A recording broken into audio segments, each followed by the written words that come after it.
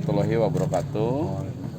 Selamat siang, salam sejahtera bagi kita semua. Salam, Om Swastiastu, rekan-rekan media sekalian.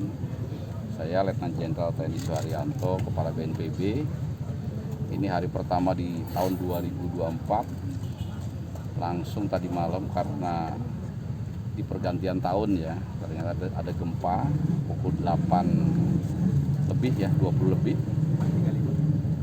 Ya, 20.35. Semula kita perkirakan tidak berdampak signifikan ya, karena yang 4,1 skala Richter. Ternyata kemudian ada gempa susulan 4,8 skala Richter, itu yang besar ya. Sebetulnya ada 5 gempa, tapi yang lainnya kecil-kecil.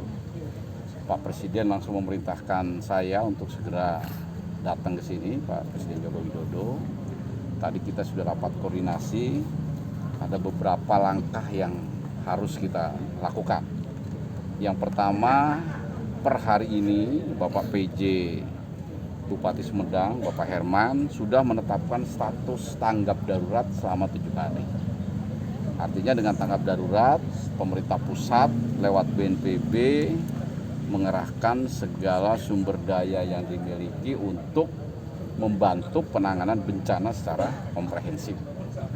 Yang awal, dukungan awal yang diberikan ya, yang pertama kita memberikan dukungan operasional sejumlah uang sebesar 350 juta rupiah untuk digunakan selama seminggu ini ya, untuk makan, mungkin untuk MCK, untuk kebutuhan-kebutuhan dasar masyarakat terdampak. Termasuk juga untuk operasional pasukan TNI Polri, relawan, BPBD dan sebagainya. Kemudian juga perlengkapan tenda, ada makanan siap saji, ada sembako dan barang-barang kebutuhan lainnya. Tentu saja ini kebutuhan awal ya. Nanti Pak Bupati akan mengevaluasi setiap hari ya, dibantu dengan Pak Kapolres Sumedang dan Dandim Sumedang yang dikendalikan nanti oleh Bapak Kasdam. Kebetulan beliau-beliau ada di sini semua ya. Ada Pak Danrem juga hadir, ada Pak PJ juga hadir. Dikendalikan. Nah, mudah-mudahan dalam 7 hari ini tanggap darurat selesai.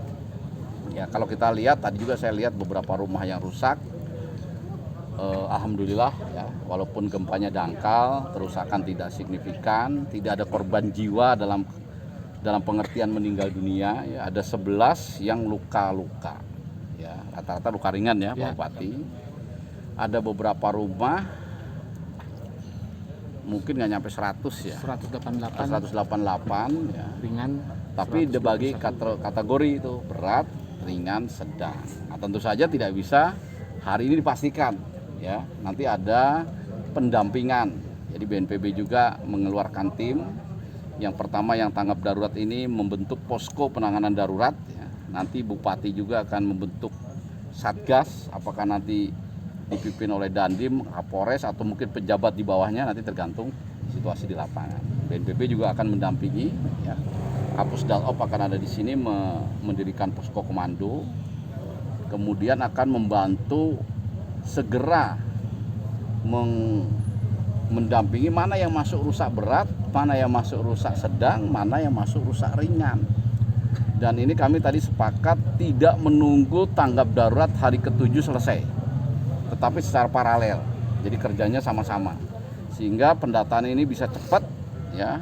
Dan nanti kalau datanya sudah masuk segera, mudah-mudahan minggu depan begitu.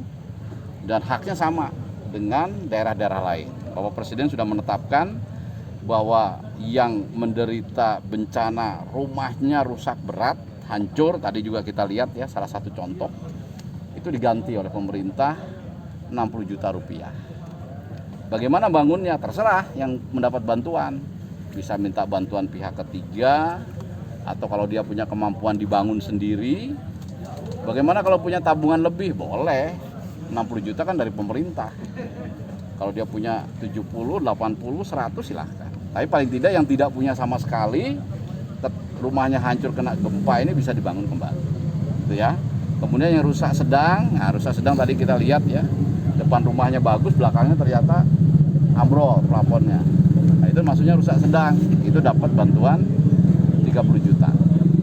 Kemudian mungkin ada yang rusak ringan mungkin gentengnya 100 jatuh gitu ya.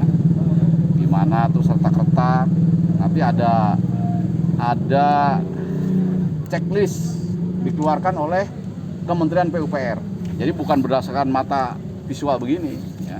Jadi nanti kalau hanya berdasarkan mata, antara saya dengan Pak Bupati pasti beda menilai sesuatu. Tapi kalau udah ada checklist dan ketentuan dari PUPR, nanti mana masuk ringan, berat, sedang itu kelihatan. Nah, yang ringan mendapat bantuan 15 juta. Mudah-mudahan ya rekan-rekan media sekalian, ini bisa dilaksanakan dengan cepat ya, dan tepat. Dan kami sudah cek ke lapangan, meyakinkan bahwa memang apa-apa yang muncul kemarin ya, seperti contoh banyaknya korban jiwa yang dimasukkan ke rumah sakit umum, ternyata tidak ada ya. Memang itu yang justru yang sakit dari rumah sakit di dalam dikeluarin supaya tidak, itu kan prosedur itu ya. Kalau kita ada gempa memang jangan ada di ruang tertutup, kita harus keluar di ruang terbuka. Nah, itu sudah dilaksanakan oleh Kabupaten Sumedang dengan baik. Kemudian ada informasi katanya mengganggu jalan tol Cisumdawu, itu juga tidak. Ini ada Bapak Kapolres yang sudah langsung mengecek ke lapangan. Mungkin itu ya, silahkan kalau mau tanya. Pak, izin Pak, kalau untuk pendampingan rumah yang rusak, apakah nanti akan masuk dalam kaidah tahan gempa atau ramah gempa?